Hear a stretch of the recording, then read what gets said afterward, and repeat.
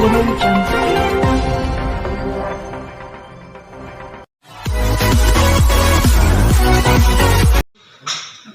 आज का इलेक्शन जो आपका इस बार का, पिछली बार का जो हम जीते थे उसमें हम जनता की सेवा भी करी थी जनता को, लेकिन उसमें कुछ लोगों ने हमें एक जो है उस विधायक के रूप में दे दिया है कि कुछ लोग कह रहे हैं कि ये जो विधायक हैं उन्होंने कुछ काम सही नहीं करे।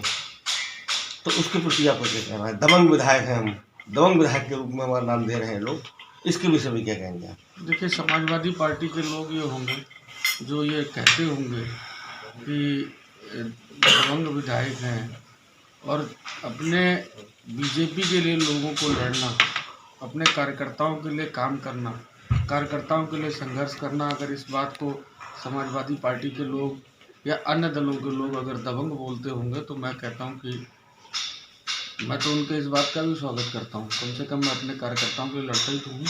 और दूसरी बात ये है कि जो जैसा होता है उसे वैसे ही दिखते हैं। तो ये समाजवादी पार्टी नहीं बल्कि गुंडों का एक गिरोह है, तो उनको सब वैसे ही दिखेंगे। जैसे अभी देख रहे हैं कि हम लोग पहले चुनाव लड़ रहे थे तो उसमें हम हिंदू मुस्लिम का चाल चल जाता था हमारा, लेकिन इस बार हमारे बीच में ही गंगवार आ गए, दूसरे गंगवार आ गए, उससे हमारी छवि पर क्या असर पड़ेगा? देखिए, मैं आपको कुल मिला के ये बताऊँ कि जब हम लोग 2017 का चुनाव लड़े थे तो उस समय हाजी रियाज साहब समाजवादी पार्टी के प्रत्याशी थे और मुस्लिमों में एक बड़ा चेहरा था। उस समय भी मुस्लिम्स ने लगभग 10 से 12 हज़ार वोट मुझे दिया था। बूथ का आंकड़ा उठा के देख लेंगे। हमारी पार्टी ने कोई फ़र्क नहीं किया हिंदू मुस्लिम में। अगर आवास दिया हिंदू को तो मुस्लिम को भी दिया, अगर राशन हिंदू को मिल रहा है तो मुस्लिम को भी मिल रहा है, अगर हिंदू के गांव में सड़क बनी तो भिखारीपुर जैसी जगह में जहां मुस्लिम बाहुल्य है वहां भी सड़क बनी। मैं तमाम ऐसे, अगर मेडिकल कॉलेज आया तो उसमें हिंदू का भी इलाज होगा, मुस्लिम का भी इलाज होगा। इंडस्ट्री लेके आया हूँ, उसमें हिंदू के बच्चे भी लगेंगे, जो जिस योग्य होंगे मुस्लिम के बच्चे भी लगेंगे। अगर आज पार्क अच्छे हुए हैं तो पार्कों में हिंदू के लोग भी घूमने जा रहे हैं और मुस्लिम लोग भी घूमने जा रहे हैं। अगर आज कानून व्यवस्था है पूरी तरह से अच्छी तो उसका लाभ हिंदू बहनों को भी मिल रहा है और मुस्लिम बहनों को भी मिल रहा है। प्रधानमंत्री आवास अगर हिंदू को मिला तो मुस्लिम को भी मिला, और बिजली मिल रही है तो सबको मिल रही है, रोडें अच्छी बन रही हैं तो सबके लिए बन रही हैं। मैं कल अमरिया क्षेत्र में था तो मुसलमानों का ये कहना कि समाजवादी पार्टी ने हमारे साथ बहुत बड़ा धोखा किया। हम सारे के सारे लोग भारतीय जनता पार्टी को वोट देंगे और हम भारतीय जनता पार्टी के साथ रहेंगे। हिंदू भी हमारे साथ है और 80% हमारा है, बाकी में बंटवारा है और बंटवारे में भी हमारा है। नहीं, जैसे देखा जाए सापा को सिलेंडर को टिकट मिलने के बाद में अभी से विद्रोह शुरू हो गया तो उसको तो फायदा हमें मिलना चाहिए। अब मैं इस विषय में कुछ नहीं कह सकता, वो उनकी अपना वो है। हमारे यहाँ एक पीलीभीत में एक भस्मासुर है, वो पता नहीं अपने सर पे कब हाथ रखेंगे। उन्होंने जिसके सर पे हाथ रखा वो भस्मी हो गए, तो उन्हीं ने उनके सर पे हाथ रखा हुआ है। तो निश्चित रूप से मैं इस बारे में कुछ और ज़्यादा कहना नहीं चाहता।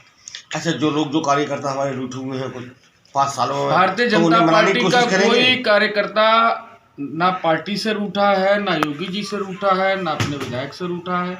देखिए, पूरा परिवार हमारे साथ है, हमारी पूरी मंडल की टीम साथ है, कोई कार्यकर्ता नहीं रूठा है। अभी चुनाव धीरे धीरे शुरू होने दीजिए, राज तिलक की तरह करो तैयारी, आ रहे हैं भगवाधारी। नहीं, मेरे कहने में जो रूठ होंगे उन्हें मनाने की कोशिश की जाएगी। रूठा कौन है, मैं आपसे वही तो जानना चाह रहा हूँ। मैं आपसे एक सवाल कर रहा हूँ। मैं नहीं, जो लोग हमसे रूठ गए हैं उन्हें तो मनाने की कोशिश करेंगे। भारतीय जनता पार्टी एक लोकतंत्र में सबको टिकट मांगने का अधिकार है।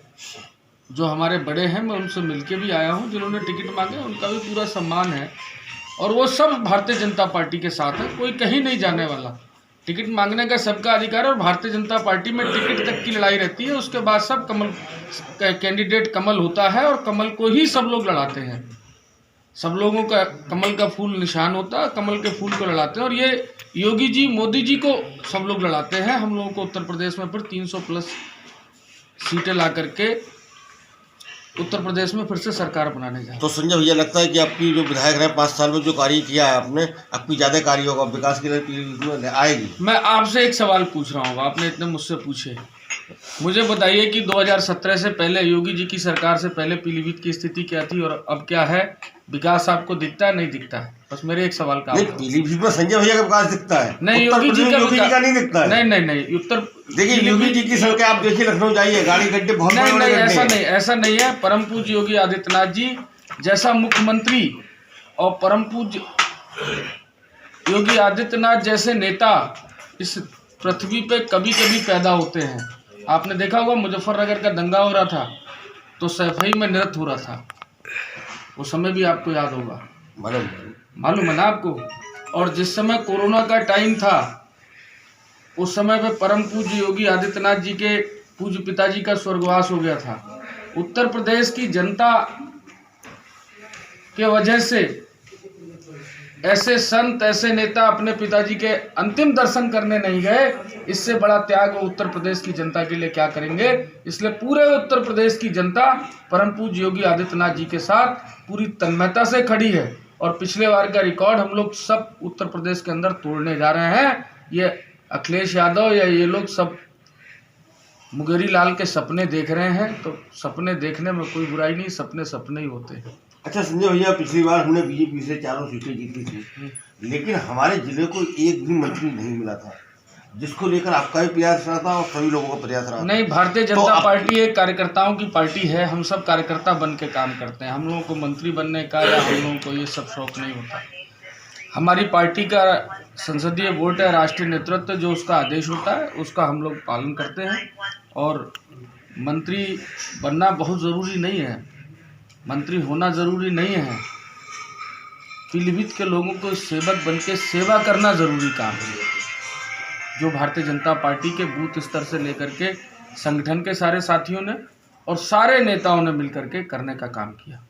तो इस बार जीतने के बाद में फिर से विकास की लहर पीलीभीत की जो है विकास की लहर जीतने के बाद भारतीय जनता पार्टी का पीलीभीत में चारों विधानसभाओं में कमल खिलने जा रहा है। निश्चित रूप से अभी मेडिकल कॉलेज आया है, अभी सरकार बनेगी तो एग्रीकल्चर कॉलेज भी यहीं आएगा, इंजीनियरिंग कॉलेज भी यहीं आएगा। 3 लड़के योगी जी बनने के बाद IAS हुए, हमारी सरकार बनने के बाद पीलीभीत के, उस 3 की संख्या को 30 करने का काम करेंगे। 3 साल का काम करने का टाइम मिला, उसमें एक एशिया की सबसे बड़ी इंडस्ट्री लाए, 10,000 नौजवानों को रोजगार का रास्ता तैयार कर दिया।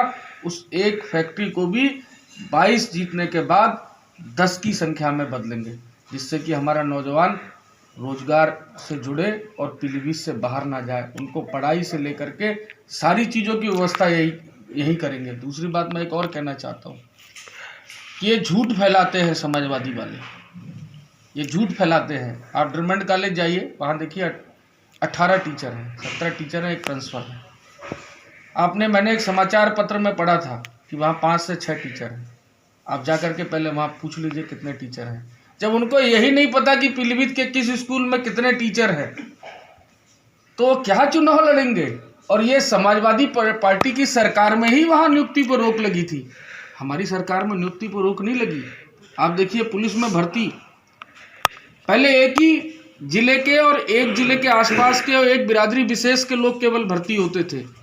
आज देखिए साहब सब लोग भर्ती पुलिस में हो रहे हैं, बिना पैसे के पुलिस की भर्तियां हो रही हैं, तमाम भर्तियां पारदर्शी तरीके से हुई। तो परम पूज्य योगी आदित्यनाथ जी के साथ पूरे प्रदेश की जनता है, प्रचंड बहुमत की सरकार हम लोग फिर से बनाने जा रहे हैं।